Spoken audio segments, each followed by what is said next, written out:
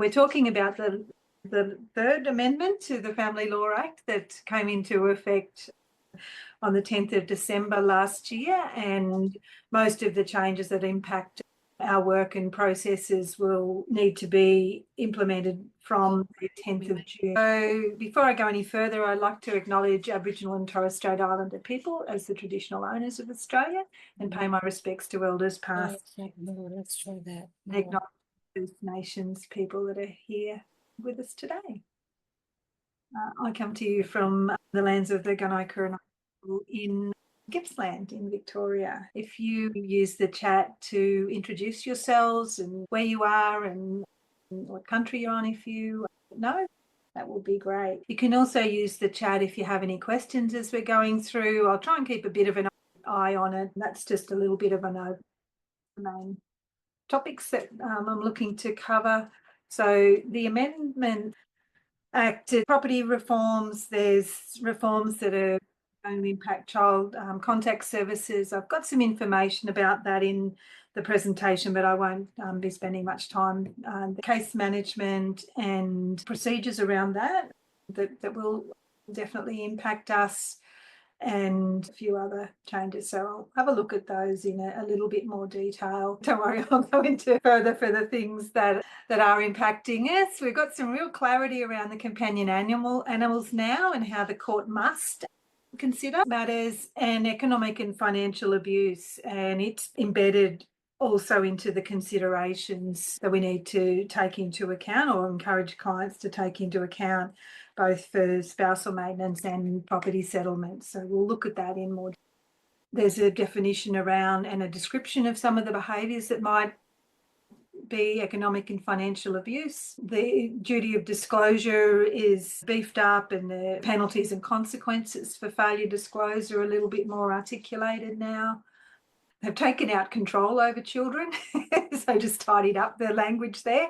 It used to say by reason of having care and control of a child. They realise that they're damn difficult to control, so they've taken that out.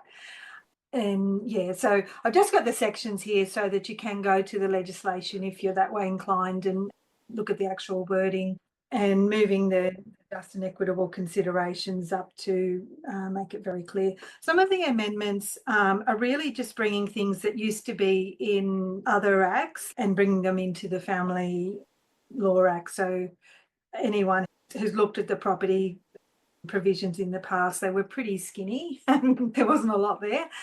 So there's a fair bit that's been added in. Remember that if people have been married for less than 12 months, we have to say, have you done counselling? Should you go to counselling? Or they would have to submit information. That's been removed. There's been some change. The section 117 that we have on all of our documents when we're telling people about the consequences has now been moved. It's now in section 114 UB. So there's a task for you. You're going to need to go through your standard letters and information to make sure that you're referencing the right section around how courts can consider costs. You don't have to go to divorce proceedings anymore if you've got children. Not that it necessarily impacts us as FDRPs, but of general interest and knowledge. And there's some improvements around protecting sensitive information that's probably less of a relevance to us as well. I'm not going to dwell at all on child contact services, but basically it's going to really put some compliance and some support in there around those services. So if you are also providing those services, or that's something of interest, my understanding is that regulations are being written. They're not released as yet. So that once that happens, there'll be an accreditation process around that. As we know, most of the services are amazing and there are some that are not. And I think this is what that's aimed at. Part 5, Division 12A, and put it in its own part in the Act. So that's a bit of a restructure. And we'll have a little look at the principles around child-related and other proceedings as we go into a little bit more detail. Companion animals. So it's got a definition of what a companion animal is. It's not an assistance animal. They can't fight over someone's seeing eye dog or as a therapy animal. It's not for your cattle. field. That's part of the business. It's for use in laboratory tests and experiments. So it's really around one person has ownership. I don't know how many of you have done mediations where there's dogs or the cats, and others have been part of the discussion. So now we've got the guidance. The court can basically order one party to remain ownership, transferred to another person who's consented, or it be sold. So there's no provision for a shared custody, shared care arrangement for an animal. They are still regarded as property, so they continue in that area of property. But it's basically come down pretty hard, stopping the court from offering that type of order. And the decisions around who originally acquired the animal, who's got current possession. Sorry, I'm looking off to the side. It's my screen's over there. Current possession or ownership, who cared for and financially maintained it, history of family violence, including if there's subjected the animal towards cruelty or abuse, attachment of a party or a child in relation to the companion animal, ability for each party to care for the animal, and any other relevant factors. So I'm not sure if anyone's got any thoughts or comments about that. I don't know that it's going to make our mediation any easier, but there's certainly some considerations there. And feel free to use the chat if you've got any comments or thoughts about that. All good. Economic and financial abuse. So in the definitions part at the beginning of the Act, it's now taken out the crossed out bit, and it's got some examples there, which kind of help with having conversations around that, because I know that I've certainly had clients that don't see their behaviour as being economic or financial abuse, and it definitely would be considered that. So forcibly controlling a family member's money or assets, including super, sabotaging the family member's employment or income or potential employment or income, forcing them to take financial or legal liabilities, those signing them up for debt, forcibly or without the family member's knowledge, accumulating debt in the family member's name. So that, those credit cards that get taken out and loans that get signed without people realising what it is, unreasonably withholding funding. Well, I think we've all come across situations where the partner who's been working has left a relationship with the mother with a very young baby, or unable to work in other situations, or it may be in the other situation where someone's financially vulnerable or dependent. Coercion, emotional and psychological abuse to give or seek money, assets, or dowry. So dowry's being recognised officially, and do agree things in connection with the practice of dowry, and hiding or forcibly denying things done or agreed to by the family member, including hiding or falsely denying the receipt of money, assets, or other items. Again, with dowries. Helpful, I think, having that. I don't know what others think, but that's coming into effect. I just did a little diagram to make it easier, and it might be useful when you're talking with clients. Financial control, coercion, deception, and withholding support are the four big categories there. And particularly in our mediation, this often comes up where people are talking about assets that have gone missing. Thoughts, comments? Joanne, I've got a comment. Yeah. It's Jennifer. What I think is missing there is preventing a party from obtaining employment, or where pregnancy is used to keep the party reliant, or the woman reliant on the other party. So I think though they're not specifically mentioned, but to me, we need to act like they come within that definition, because they are certainly examples of economic or financial abuse in my view. Yeah, absolutely. And it'd probably come in here, but it's, as you say, it's not stated. Thank you. Duties of financial disclosure, it's always been there. I don't know that it's particularly going to make a huge difference to the way we work. We've always had to provide full and frank disclosure, or request that. We fall in the duty of disclosure while preparing for proceedings.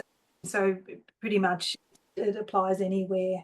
So courts can take non-disclosure into account when ordering property interest, cost penalties and security for costs can be imposed, and dismissal or partial dismissal of the proceedings. So the consequences that can be talked about. I suppose the main thing is just do a review of your processes around disclosure. And yeah, we really shouldn't be proceeding with FDR if there's doubts about disclosure. I've heard of bad cases where the clients will often come with, oh, we just want to talk about the house and the super. And as a practitioner, we need to explain about duty of disclosure and require full disclosure if they want to work with us, not be complicit in misuse of process. There's a question there about, is there a Word or a PowerPoint version? Yeah, I will download and provide a version, but some of these slides are too big. So they're going beyond the page. Further to that, practitioners, and it does identify a legal practitioner or a family dispute resolution practitioner, must provide the party with duty of disclosure under this section, explaining the circumstances in which they apply. I would tend to, in property, provide the court duty of disclosure information. It's a good way to make sure that we're covering all bases, and then so potential consequences of not complying and encouraging them to take all steps necessary to comply. So that is a clear duty that we have, and make sure that you're doing it. Legal and equitable interest. So this language is present in section 79, which is for married couples, and 90 SM for de factos. The first step is to determine the legal and equitable interest. So I've just pulled out a definition there for you. So the legal interest is if they're the registered owner. So when we're determining the asset pool, we should be asking who's the legal owner, whose name's on the paper, and also the equitable interest. So that would be even if they're not the legal owner, based on contributions, financial and non-financial, and or agreements between the parties. Generally, in marriage or a de facto, there's going to be an equitable interest. We'll look at the actual process steps later, but the requirement is first identify the legal and equitable interests of each party before making property settlement orders, and the rationale, fair contribution, protection from financial abuse. It's looking for those things and to make sure it's all transparent. I don't think this would particularly be a change in process for most FDRPs. Maybe equitable interest in, so Jennifer, yeah, in properties legally owned by third party as trust or in-laws. So in those situations where people have created quite complex financial structure, often for the purpose of defeating the wife who's coming into a family legacy or something like that, there definitely could still be equitable interests involved there. And it may complicate things a little bit further, but we always asked about those as part of the considerations, at least in the past. It'll be interesting to see if we do notice a change there. See what I mean about some of these? I haven't just printed them off as a PowerPoint, so just give me a second. So I've just gone through to show you the changes that have happened, but basically identify rights and interests, so that's the legal and equitable interest, assess liabilities, consider contributions, and then evaluate circumstances, the current and future circumstances of the parties, is the future needs consideration. They've put some headings in and changed the wording a little bit, and then you've got your specific sections for your companion animals. The new part that's come in with so most of these were existing provisions in considerations relating to contributions, but the new one is the effect any family violence to which one party to the marriage has subjected or exposed the other party on the ability of the party of the marriage to make the kind of contributions referred to in A, B and C, which is the financial, the other than financial, and welfare and family consideration. So I've tried to make a little picture. Yeah, so financial contributions, non-financial, family welfare contributions, impact of family violence. I think we're going to need to wait till this comes into effect to see how the courts considering, because as we know, there's still no formula. You still can't plug it in and it pops out the bottom, but it's certainly going to raise the family violence as a conversation in property matters. Earning capacity, the effect of the proposed order on confirming earning capacity, other relevant matters. So these are the matters for consideration under spousal maintenance. So we'll have a look at those as well. Child support obligations, and if there are other family law orders. So if someone's got multiple orders with multiple children, they're something that we should be asking about as well. The other, these are new provisions. So this is what I'm saying. It's brought into the Act. So the effect of any family violence to which one party has been subject, including matters mentioned elsewhere in this subsection. And then the age and state of health for each of the parties, income, property and financial resources, and physical and mental capacity of each of them for appropriate gainful employment. Having those conversations around earning capacity and employment as we're doing our property mediations is really important to make sure that they are considerations. The other thing is the effect of any material wastage caused intentionally or recklessly by a party to the marriage of property or financial resources of either party of the marriage or both of them.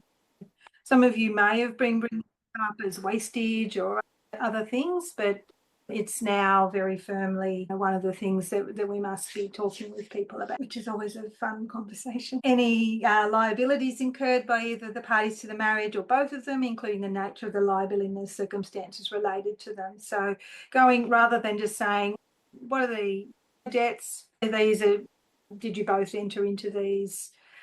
We're basically looking at those family violence considerations of debts that have been incurred without knowledge or consent. The extent to which either party to the marriage has the care of the child of the marriage who has not attained to the age of 18, including the need for either party to provide appropriate housing for such a child. Housing's come in as a real consideration around children. So it seems like the court doesn't really want the children to be homeless, which is good. We don't want that either. But that's probably going to change a little bit the way that you talk around the assets and the impacts on that. And again, to me, it seems trying to get the parenting stabilised before the property settlement, but we know that's not always possible. And so there's challenges there. So if people are under financial distress and need to liquidate houses and things like that, then they're all happening in different orders. The commitments of each party to the marriage that are necessary to enable the party to support themselves and any child or other person that the party has a duty to maintain. So it seems to me that they're bringing in new relationships and other children and things like that, much more than perhaps we all have in the past. I don't know how much others have. I probably, on reflection, looking at those things, haven't really gone into what the new family structure is as widely as probably I should have, or at least will need to in the future. Yeah, so that G, responsibilities of either party of the marriage to support any other person. The eligibility, I wonder if they're thinking about older, as we're all aging and parents become a responsibility, whether that's something, because any other person's not really distinguished, is it? Yeah, 19-year-old at university. So the older children that we often, I was going to say struggle to get rid of, but that's not at all what I meant. I meant who often stay home longer because of housing and other challenges. The eligibility of either party of the marriage to a pension, allowance or benefit under the law of the Commonwealth, any superannuation fund or scheme, making sure that those revenue sources, income sources are known and discussed. If either party to the marriage is eligible for a pension, allowance or benefit, the rate which is being paid to the party. So we need to review, make sure that our income disclosures are really asking these questions.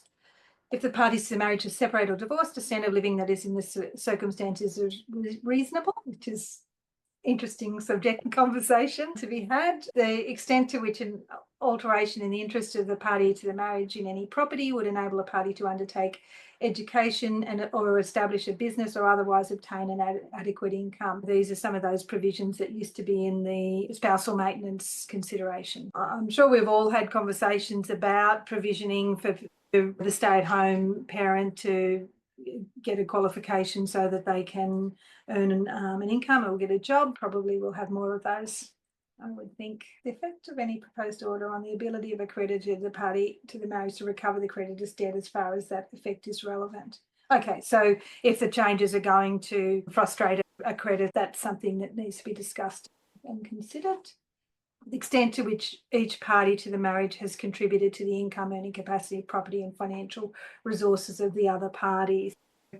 That's interesting that it's coming back in the future needs, present and future needs, so like what do they call it? Considerations relating to current and future circumstances is what it's now called. The duration of the marriage and the extent to which has affected the earning capacity of the party to the marriage. So there we've got to factoring in those considerations for mothers who've been home, maybe for those very, very long marriages. The need to protect a party to the marriage who wishes to continue the party's role as a parent. You're all considering conversations there. If either party to the marriage is cohabiting with another person, the financial circumstances related to that cohabitation. The terms of any order or declaration made or proposed to be made under Part AB, which is in relation to parties to the marriage. So any other orders, bankruptcy, child support, any binding financial agreements that are in any other circumstances. That's the companion animals. We've already looked at that. Yeah, thoughts, comments? It's a lot, isn't it? Is it? Is it all just business as usual? I don't know. I think we'll need to review our intake processes and the conversations we have at that stage. Hi, Joanne, it's Cheryl here. I was just going to ask, in regards to the cohabitation, does that mean there's going to be more consideration to the financial setup of someone in a new cohabitation setup, whether that be they've got access to more income for their livelihood, or whether it's going to be just taken into consideration that their future needs may not be as great because they're not trying to survive on their own anymore? It's already in the legislation now, Cheryl. It's not a new provision. It exists at the moment. Yeah. I don't know that it's been as prominent before, and whether it's been something that we've necessarily gone into as much. The challenge is that it's a possibility they could break up the next week, and if you're making a proper consideration based on most of these changes aren't, as Jennifer said, they're not necessarily new. It's just that they were in the subservient legislation, and now they've brought it into the Act to make sure that it's all front and centre. And they were considerations around spousal maintenance. No, not all of them. The wording's a little bit there, but it's, again, spousal maintenance is often not something that we've considered that much in mediation. Often it jumps straight to the property settlement. So it's, yeah, and as Bonnie said, we're not there to provide legal advice, but we need to be aware of these factors. We need to make sure that the information that's provided, and if clients are raising things and saying, oh, none of that's relevant, none of that matters, then we do need to hold. We're not conciliators, but we're not straight facilitative mediators. We have obligations as FDRPs to make sure that our process isn't being misused by someone putting in just incorrect information. So these are I've just pulled out those Section 75(2) considerations. These are the age, health, financial, childcare, employment capability, legal obligations under other orders and responsibilities, and the standard of living compared to how they're. Well, Jennifer, do you want to speak to that comment? Sure. Parties, when they sign an application for consent orders, which is how most people formalise their settlement, have to tick a box to say that they've read the relevant sections of the legislation. Yeah. So it might be an idea for us to be providing that to them before their mediation, so they've read it and they know the considerations, because some people don't get legal advice. Mm. But at least if they've got it and someone's ignoring something, you can direct them back to, it's in the legislation, and again, it's a value add. I provide links to Ostly in my confirmation emails, so you don't have to be attaching things. They can just jump on there and then at least they've got access to it, and we're just helping level that playing field for someone who might not be able to get legal advice or might choose not to. Yeah, excellent. That's a good strategy, and that's what I'd always encourage. When we do have those sort of circumstances, referring them back to official documentation, whether it's the consent order application or it's the fact sheet from the AG's department or the court duty of disclosure document, it's always a really good way to say, it's not me, I'm not picking on you, this is the framework that you're working within.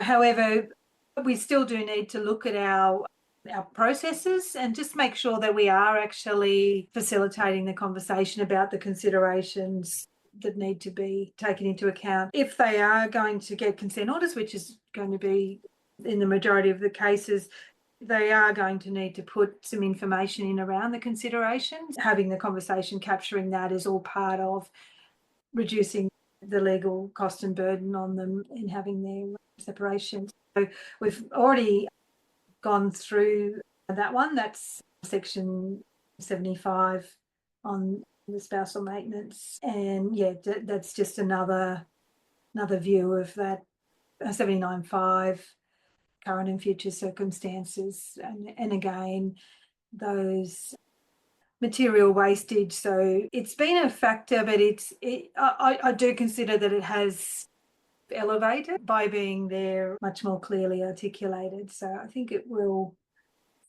change some of the conversations that we FDRP. Yeah, so section 117's been repealed. You are going to have to update your documents. And it's now section 114 UB2, that the information about costs, it's not, I don't think it's a change, it's just they've restructured a little bit, taking that. So I imagine the new FDR regs will be out by the 1st of April. So I imagine they'll be provisioned for those changes as well. So there's a couple of new clauses around 8A and 8B around section 60I. So there's no real changes. It's just clarifying that it can only, it's not very clear, is it? But basically it's not really a change, but it's just like further directing the court to don't be too liberal about exceptions. And I don't think they are being. I know we've all noticed a change in people coming to FDR first. And these are the new restructured, new in this section, principles for conducting child-related proceedings and property and other proceedings.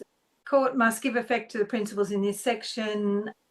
This is really around process, court process. So it's not that relevant to us, other than understanding what the directions to the court are that are now incorporated in the Act. And the principles in section 3, paragraph 5A, do not apply to property or non-child related proceedings. Child's needs and the impact on the child of the proceedings on the child. So it's looking at from that active direction and control, safeguarding, protecting the child from abuse, neglect or family violence and other parties from family violence through the court process, and promoting cooperative child-focused parenting, which is the push that the court has to try and get parents to come up with orders by consent rather than going to hearing, and ensuring minimal delay and formality.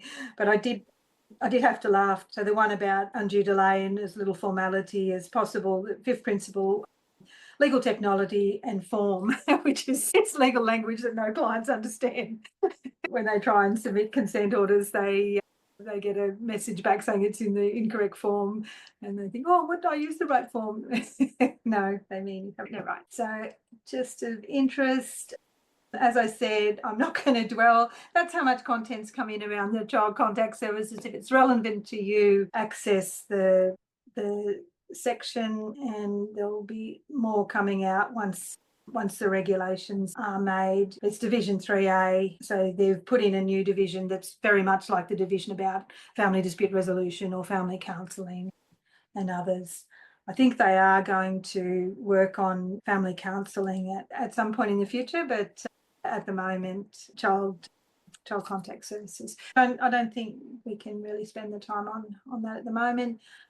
This was the removing that consideration around reconciliation and the requirement to attend court. From resources, the legislation, the Act's always good to go and have a look at. The Federal Circuit Court's put out some information.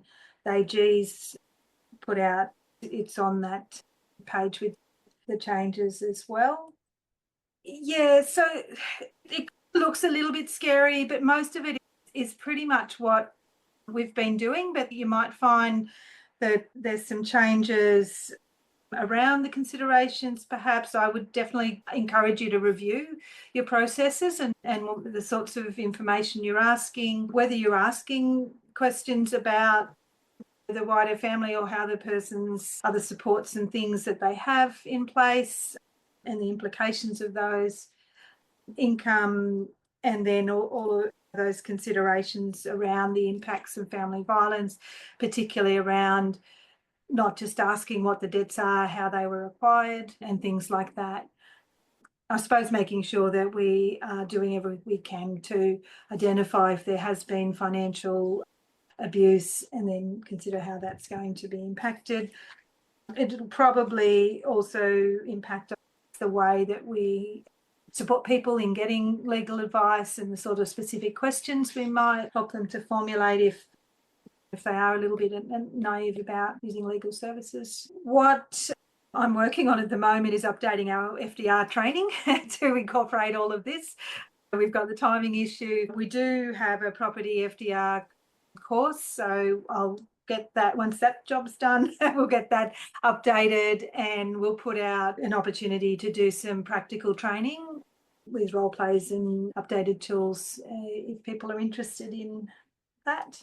And that's all I had for. So we'll get there's the link to the presentation. It should have a live link, but otherwise you'll be able to search. There's too much information. Turn us in. Yeah. Thank you, Joanne. No problems. You're welcome. What I'd encourage is really have a look at your processes and think about if there's changes that you need to that.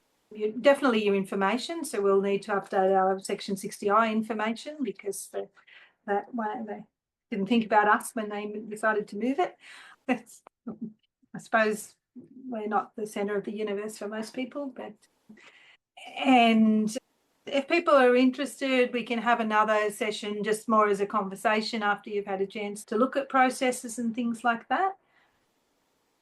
But if there are any questions, comments, thoughts, is this helpful? Less scary, more scary? And we'll look forward to those lovely detailed conversations about the dogs and the cats.